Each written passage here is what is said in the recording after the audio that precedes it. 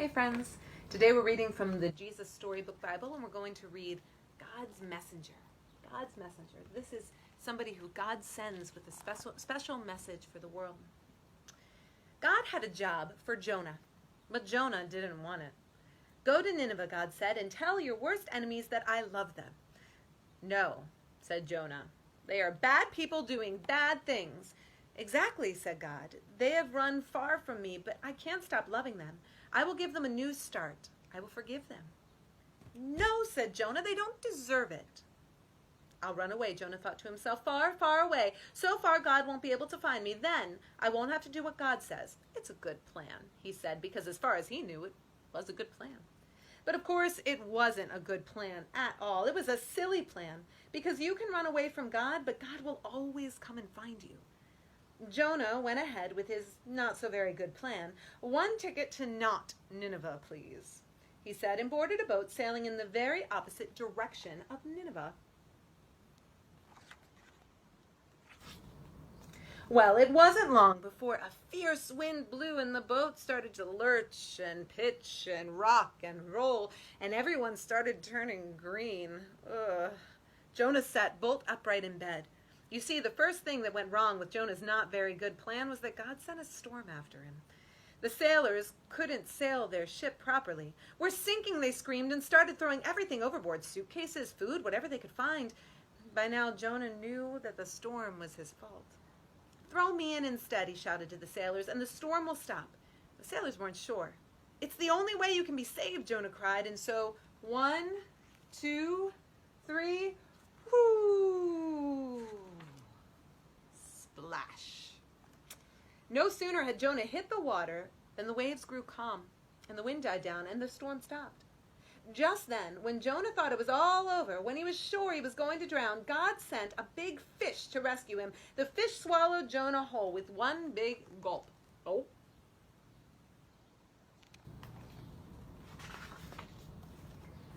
Jonah must have thought he'd died. It was so dark in there, like in a tomb. But then he smelled the rotting food and felt the slimy seaweed and knew he wasn't dead. He was in the belly of the fish, sitting there in the darkness for 3 whole days. Jonah had plenty of time to think. Pretty soon he realized his plan was, well, a very silly plan indeed. He was sorry for running away. He prayed to God from inside the great fish and asked God to forgive him. There he is in the belly of the fish. After 3 days, the fish spat Jonah safely out onto a sandy beach. Bloop. Just then, Jonah heard someone calling his name. Go to Nineveh, God said. And this time, Jonah said, yes. He went straight to Nineveh and told everyone God's wonderful message. Even though you've run far from God, God can't stop loving you, Jonah told them. Run to God so God can forgive you. The people of Nineveh listened to Jonah, and they started loving God. They learned to do what God said and to stop running away from God, just like Jonah. Many years later, God was going to send another messenger with the same wonderful message. Like Jonah, he would spend 3 days in utter darkness. But this messenger would be God's own son. He would be called the Word because he himself would be God's message translated into our own language. Everything God wanted to say to the whole world in a person. And can you guess who that person is? If you guessed Jesus, you're right. You know, all of us can be messengers for God because God gives us all a message to share with the world. What's the message that God has given you? It could be a message that all people are loved. It could be a message about treating people fairly and with justice. It could be a message that speaks out about something that is wrong. It could be a message asking people to change and be forgiven. There's lots of different messages. I like the message, I love you. I like the message that it isn't too late to change your mind and to try something new. I like the message that everyone deserves to be treated with justice and respect because we are all part of God's family. Sometimes being God's messenger can seem a little scary.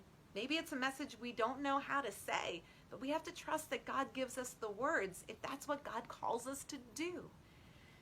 And so it's important to remember that no matter how afraid we are to speak out that truth that God has sent us, matter how afraid, that God's love is stronger. And no matter how far we've run or how much we've messed up, God's always there to pick us up again so we can try again. A song we've sung a couple times in worship is one that helps me remember that I'm not alone and that no matter how afraid I am, I can still do what God has called me to do because I'm not alone. So I'm going to sing it, and I want you to sing it with me. And hopefully it can be a reminder that God has given you a message to share, to not be afraid, to share that love because God loves you so much. And God will give you what you need in order to speak that truth. You ready? Don't be afraid. My love is stronger. My love is stronger than your fear. Don't be afraid. My love is stronger, and I have promised to be always near. Let's try it together. Don't be afraid. My love is stronger. My love is stronger than your fear. Don't be afraid. My love is stronger, and I have promised to be always near. See you on Sunday, friends.